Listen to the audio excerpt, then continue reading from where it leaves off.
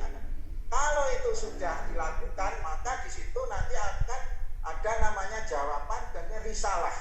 Namanya risalah hasil dari pertemuan pengusaha dan pekerja yang diketahui, yang dimediasi oleh Disosnaker. Nah, itu bagaimana hasilnya? Kalau itu terjadi kesepakatan, ditandatangani. Kalau tidak, bagaimana? Itu namanya nanti risalah penyelesaian itu akan dijadikan dasar ya untuk mengajukan gugatan ke pengadilan.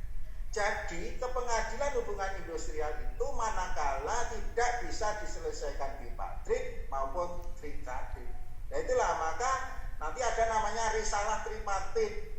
Risalah tripartit itu pendapat masing-masing pihak, baik organisasi pekerja atau buruh, pengusaha maupun pihak pemerintah. Dan kalau tidak mau menerima, baru kemudian masuk kepada PHI.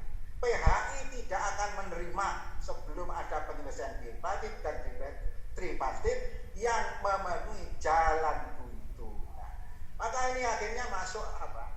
Masuk bentuk-bentuk perselisihan. Itu ada perselisihan hak, perselisihan kepentingan, perselisihan hubungan kerja, demikian juga perselisihan antara serikat pekerja di dalam satu perusahaan. Perselisihan hak misalnya, bagaimana perselisihan hak itu dapat diselesaikan?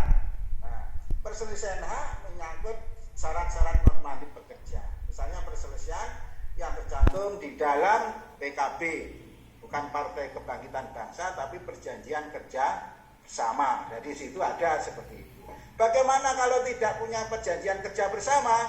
Mengacu pada peraturan perusahaan. Ini penting tidak? Nah, maka perselisihan hak itu harus misalnya hak-hak normatif misalnya dilanggar, itu menjadi sempurna. Perselisihan kepentingan misalnya syarat-syarat untuk membuat PKB, kepentingan pekerja beda dengan kepentingan pengusaha.